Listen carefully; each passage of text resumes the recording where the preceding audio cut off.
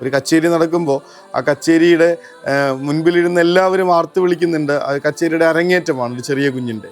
അവൻ വലിയ സന്തോഷത്തോടു കൂടെ എല്ലാവരും അവനെ പ്രോത്സാഹിപ്പിക്കുന്നു. ഇത്രയും ഭംഗിയായിട്ട് ഈ ചെറുപ്പത്തിൽ ഇതുപോലൊരാളും പാടിയിട്ടില്ല എന്നുള്ള വലിയ കോംപ്ലിമെൻറ്റ്സ് ഒക്കെ കൊടുക്കുമ്പോഴും അവൻ്റെ മുഖം തെളിയുന്നില്ല. കാരണം അവനോട് ചോദിക്കുമ്പോൾ അവൻ പറയുന്നുണ്ട്, ആ ഏറ്റവും അറ്റത്ത് ഈ ഒരു ഹാളിൻ്റെ ഏറ്റവും പുറകിലായിട്ട് എന്നെ പഠിപ്പിച്ച ഗുരു ഇരിപ്പുണ്ട്.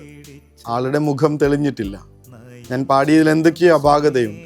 ഗുരുവിൻ്റെ മുഖം തെളിയാത്തിടത്തോളം കാലം എനിക്ക് സന്തോഷം ഉണ്ടാവില്ല. കർത്താവിനെ പ്രസാദിപ്പിക്കുന്ന ജീവിതം അത് തന്നെ ആയിരിക്കട്ടെ ലക്ഷ്യം. കർത്താവെ, ഇത്രയും കാലം ജീവിതത്തിൽ എന്തൊക്കെ ഡ്യൂപ്ലിസിറ്റികളാണ് ഞങ്ങൾ നടത്തിയത്. മറ്റുള്ളവരുടെ മുൻപിൽ ഇങ്ങനെ കോംപ്രമൈസ് നടത്താൻ നിന്നെ പലവട്ടം ഇങ്ങനെ സൈഡ് ലൈൻ ചെയ്തിട്ടുണ്ട് ഞങ്ങൾ. കർത്താവെ, ഞങ്ങൾ ക്രിസ്ത്യാനിയാണെന്ന് പറഞ്ഞ് ജീവിച്ചിട്ട് പലയിടങ്ങളിലേക്കും തെറ്റിപ്പോയിട്ടുണ്ട്. ഈശോയുടെ സ്വന്തമാണെന്നുള്ള തിരിച്ചറിവുണ്ടായിട്ട് ഞങ്ങളുടെ ജീവിതത്തിൻ്റെ മുന്നോട്ട് പോക്കിന് വേണ്ടിയൊക്കെ പലതവണ പല കാര്യങ്ങളിലും ചെന്ന് പെട്ടുപോയിട്ടുണ്ട്. അങ്ങേക്ക് നിരക്കാത്ത പല കാര്യങ്ങളും ചെയ്തിട്ടുണ്ട്. അവിടെ സഖ്യവൂസ് ഞങ്ങൾക്ക് മാതൃകയാകുന്നുണ്ട്. കർത്താവെ, നിനക്ക് വേണ്ടി എന്തും ഉപേക്ഷിക്കാൻ മനസ്സാകുന്ന ഒരാൾ, ജീവിതം ഇനി മുന്നോട്ട് കൊണ്ടുപോകാൻ ഒരു സാധ്യതയും ഇല്ലാത്ത വിധത്തിൽ എല്ലാം ഉപേക്ഷിച്ച് ജീവിതം നിന്റെ കാൽക്കൽ ഇങ്ങനെ കാഴ്ചവെക്കുന്നൊരു മനുഷ്യൻ.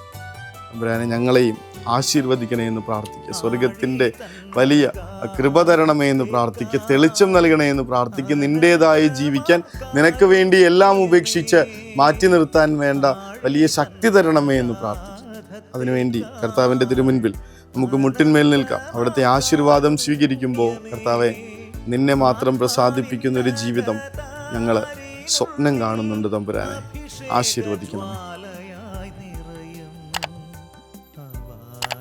സ്നേഹമേ